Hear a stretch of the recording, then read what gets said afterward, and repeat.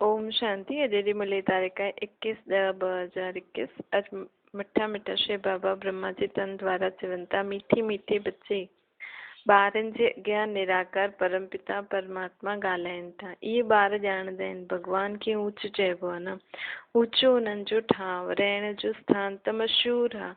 ॿार ॼाणंदा आहिनि असां मूल वतन में रहण वारा आहियूं। मनुष्यनि खे इन्हनि सभिनि ॻाल्हियुनि जो पतो न आहे।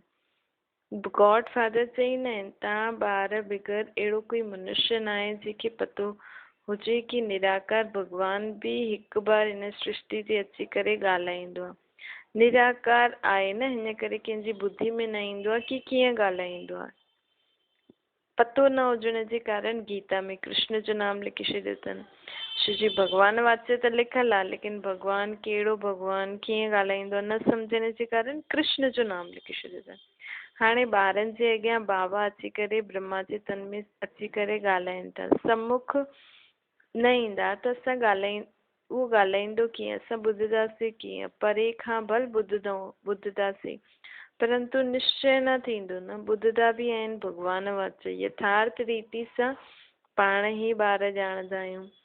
बाबा चईंदा आहिनि भॻवान त श्री बाबा आहे, प्रैक्टिकल में ॼाणंदा आहियो। बाबा असांखे ज्ञान था ॿुधाइनि, तव्हांजी बुद्धि झटि मथे हली वेंदी आहे। श्री बाबा ऊच ते ऊच रहण वारो आहे। जे कोई वॾो आदमी ईंदो आहे त ॼाणंदा आहियूं न फलानी जॻह जो रहण वारो आहे, हिन समय हिते आयो आहे। तव्हां ॿार बि ॼाणंदा आहियो कि बाबा परमधाम जो रहण वारो हाणे हिते आया आहिनि असां सभिनि आत्माउनि खे वठी वञण लाइ। असां बि बाबा सां गॾु वापसि वेंदासीं। असां परमधाम में रहण वारा आहियूं। असांखे हाणे बाबा ऐं घर यादि ईंदो आहे न। उहो ई बाप सृष्टि जो रचयिता आहे। बाप अची करे असां ॿारनि खे मूल वतन, सूक्ष्म वतन, स्थूल वतन जो राज सम्झाईंदा आहिनि। जंहिंजी बुद्धि में आहे उहो ई सम्झंदो। बराबरि असां पुरुषारथ करूं था भविष्य 21 जन्मनि जे लिए। भविष्य 21 जन्मनि जे लाइ बाबा खां असां वरसो था वठूं न। पुरुषारथ त करिणो ई आहे, पुरुषारथ के कॾहिं छॾिणो न आहे। स्कूल में ॿार ॼाणंदा आहिनि जेसि ताईं इम्तिहान थिए तेसि ताईं असांखे पढ़णो ऐं पढ़ाइणो आहे। पढ़णो बि आहे, पढ़णो ई पढ़णो आहे। लेकिन हिते असांखे पढ़णो बि आहे ऐं पढ़ाइणो बि आहे। एम ऑब्जेक्ट रहंदी आहे न। असां वॾे खां वॾो इम्तिहान पास था करूं, हिकु कॉलेज छॾे ॿियो टियों में वेंदा आहिनि। मतिलबु त पढ़णो ई आहे। वॾा आदमियुनि जा ॿार हूंदा त वॾो इम्तिहान पास करण जो ख़्यालु कंदा। तव्हां ॼाणंदा आहियो असां ॾाढे वॾे बाप जा ॿार आहियूं। दुनिया में कंहिंखे बि पतो न आहे कि असां परमात्मा निराकार शिव बाबा जा संतान आहियूं। तव्हां ॾाढा ऊच ते ऊच बाप जा ॿार आहियो। ॾाढी वॾी पढ़ाई पढ़ो था न, ॼाणंदा इहे ऊच ते ऊच पढ़ाई आहे। पढ़ाइण वारो बाप आहे त केतिरो उमंग ऐं ख़ुशी सां रहणो खपे। इहे कंहिंखे बि सम्झाए सघंदा आहियूं। इहे ॾाढी वॾे ते वॾे बाप जा ॿार आहिनि। ॾाढा वॾा सतगुरुनि जी मत ते असां हलूं था। टीचर जी गुरु जी मत ते हलणो हूंदो आहे न, उन्हनि खे फॉलोअर चइबो आहे। हिते बाप जी मत ते ई हलणो आहे, टीचर जी मत ते बि हलणो आहे, गुरु जी मत ते बि हलणो आहे। हिते टई हिकु ई आहिनि। तव्हां ॼाणंदा आहियो उहो असांजो बाप टीचर सतगुरु आहे। उन्हनि जी मत ते ज़रूरु हलणो आहे। इहो त हिकु ई आहे ऊच ते ऊच शिव बाबा जो अची करे ॻाल्हाए थो। बाबा ॿारनि खां पुछंदा आहिनि शिव बाबा ॻाल्हाए थो, अच्छा शंकर ॻाल्हाईंदो आहे, ब्रह्मा ॻाल्हाईंदो आहे, विष्णु ॻाल्हाईंदो आहे।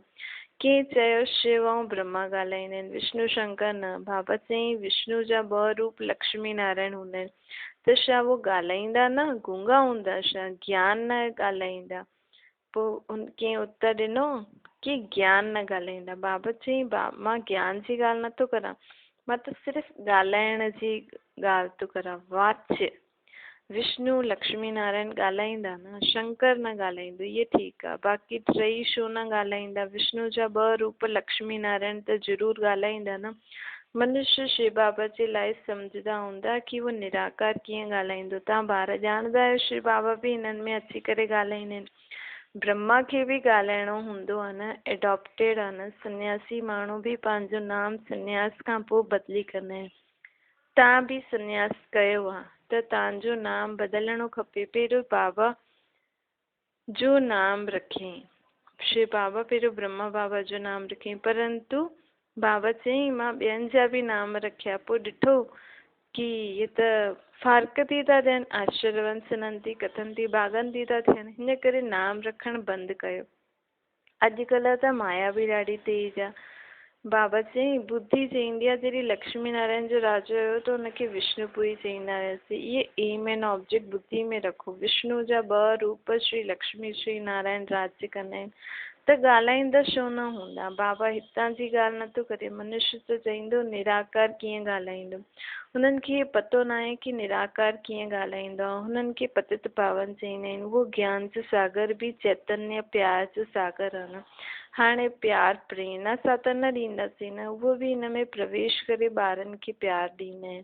तॾहिं चईंदा आहिनि असां परम पिता परमात्मा जी गोद में आया आहियूं। बसि बाबा तव्हां सां ई खाईंदासीं, तव्हां सां ई पींदासीं, तव्हां खां ई ॿुधंदासीं। बुद्धि मथे हली वेंदी आहे। श्री कृष्ण बुद्धि में न ईंदो आहे।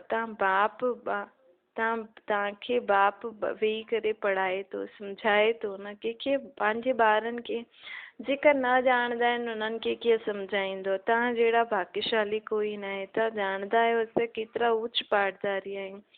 इहे खेल आहे न। हिन में पहिरों त तव्हां कुझु बि न ॼाणंदा हुया। हाणे बाप जॾहिं खां प्रवेश कयो अथई त ड्रामा प्लान अनुसार असां उन्हनि द्वारा ॿुधूं था।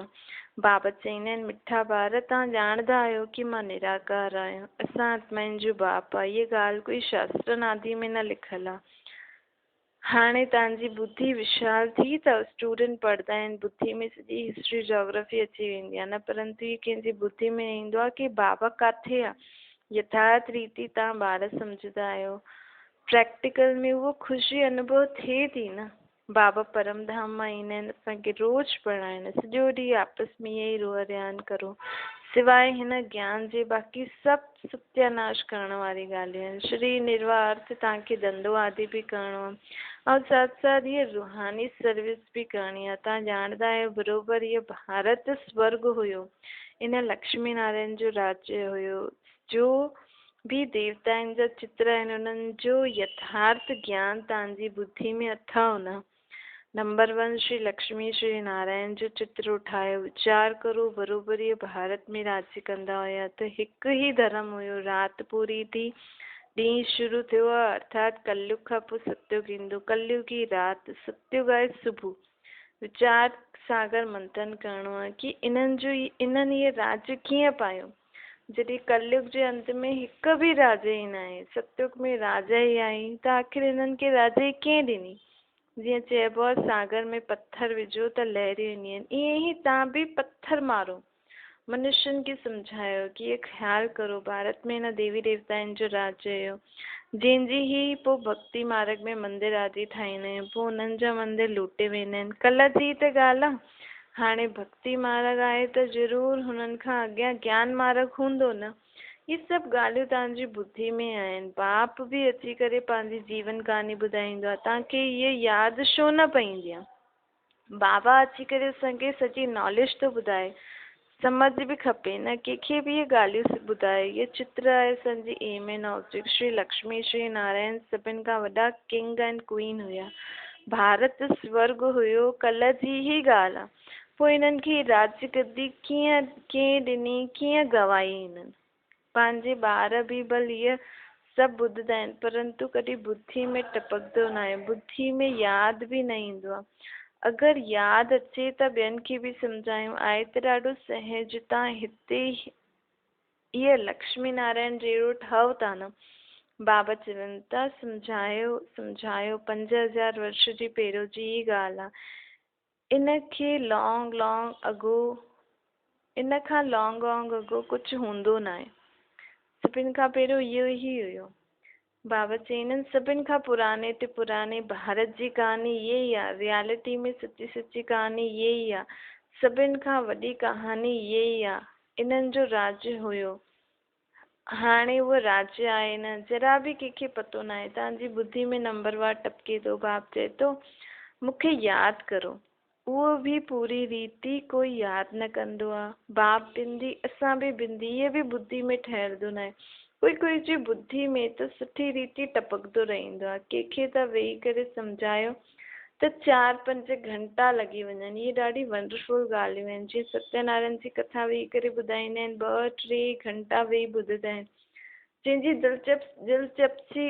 दिलचस्पी हूंदी आहे उहो वेही करे ॿुधाए। हिन में बि ईअं ई आहे, जंहिंखे ॾाढी रुचि हूंदी न उहो उनखे ॿियो कुझु सूझंदो ई न, बसि इहे ई ॻाल्हियूं सम्झण में मज़ो ईंदो। इहे ॻाल्हियूं ॾाढी सुठियूं आहिनि, सम्झंदा आहिनि बसि हिन ई सर्विस में लॻी वञूं, ॿियो धंधो दौरी आदि छॾे छॾियो। परंतु हीअं त कोई वेहणो आहे ई न। त तव्हां ॿार सची सची सत्यनारायण जी कथा ॿुधायो। हाणे तव्हांजी ॿुधी में केतिरी सुठी ॻाल्हियूं रमण करनि थियूं न। असां हीअ सामग्री डिलीवरी करण लाइ एवर रेडी आहियूं। उहो कॾहिं रहंदासीं जॾहिं असांजी ॿुधी में अहिड़ियूं ॻाल्हियूं हूंदियूं। वखर हमेशह रेडी रहणो खपे। इहे चित्र बि तव्हां ॾेखारे करे कंहिंखे बि सम्झाए सघंदा आहियो। इन लक्ष्मी नारायण इहे राज्य कीअं पातईं, केतिरा वर्ष अॻियां इहे विश्व जा मालिक हुया, उन समय सृष्टि में मनुष्य केतिरा हुया, हाणे केतिरा आहिनि। कुझु न कुझु पत्थर विझो ताकी माण्हू जो वीचार सागर मंथन हले। पंहिंजे हिन कुल जो हूंदो त झटि लहर वेंदी, पंहिंजे कुल जो न हूंदो त कुझु बि सम्झंदा न, हली वेंदा। इहे नब्ज़ ॾिसण जी ॻाल्हि आहे। तव्हां में सवाइ हिन मिठी मिठी ज्ञान जे ॻाल्हियुनि जे अलावा ॿियो कुझु बि न हुजणु खपे। ॿियो कुझु बि न ॻाल्हायो। अगरि ज्ञान जे सवाइ कुझु बि ॻाल्हायो त सम्झो उहो ईवल आहे, उन्हनि में कोई सार न आहे। असां वटि अहिड़ा ॾाढा ॿार आहिनि जंहिंखे ॿुधाइण जो ॾाढो ॿुधण जो ॾाढो शौक़ु आहे। बाप सम्झाईंदा आहिनि इहो ईविल ॻाल्हियुनि खे कॾहिं बि न ॿुधणियूं खपनि।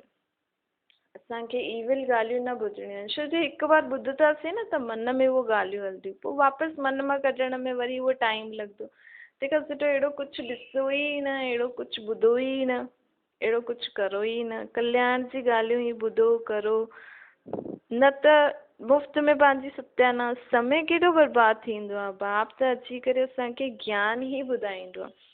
बाबा चईंदो आहे सृष्टि जे आदि मध्य अंत जो राज मां तव्हांखे सम्झाईंदा। चईंदा आहिनि ॿियो कोई बि ॻाल्हि न करो, हिन में ॾाढो टाइम फालतू ॻाल्हियुनि में ॾाढो टाइम वेस्ट थी वेंदो आहे। फलानो ईअं आहे, उहो ईअं आहे, हुन ईवल। बाबा चईंदा आहिनि इहे सभु ईवल ॻाल्हियूं आहिनि, दुनिया जी ॻाल्हियूं अलॻि आहिनि। तव्हांजी त हिकु हिकु सेकेंड जो टाइम ॾाढो वैल्यूएबल आहे। तव्हां कॾहिं बि अहिड़ी ॻाल्हियुनि में न ॿुधो न करो।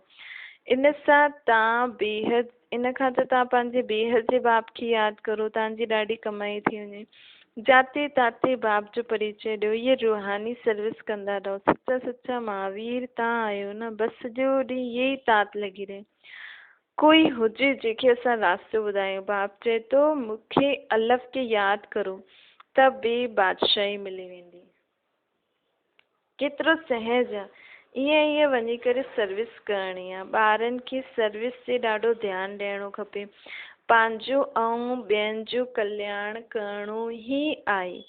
बाप बि तव्हां ॿारनि खे सम्झाइण लाइ आया आहिनि। बाबा चवनि था तव्हां ॿार बि आया आहियो पढ़ण ऐं पढ़ाइण, इन करे टाइम वेस्ट न करो। सिर्फ़ु रोटी पकाइण थोरी आया आहियो, भल रोटी आदि पकायो, पर कुझु बि करो, लेकिन बुद्धि में सर्विस जी ॻाल्हियूं हलणी खपनि। अच्छा, ओम शांति। वरदान आहे सतो प्रधान स्थिति में स्थित रहे, सदा सुख शांति जी अनुभूति करण वारा डबल अहिंसक ठहो। बाबा चवनि था सदा पंहिंजी सतो प्रधान संस्कारनि में स्थित रही करे सुख शांति जी अनुभूति करणु, ये ही सच्ची अहिंसा आहे। व्यर्थ संकल्प में भी, फालतू विचारनि में भी असांजी युद्ध भी न हले। हिंसा था जंहिंसां दुख अशांति जी प्राप्ति थिए। त चेक करो कि सॼो ॾींहुं मां कहिड़े बि प्रकार जी हिंसा त न कई।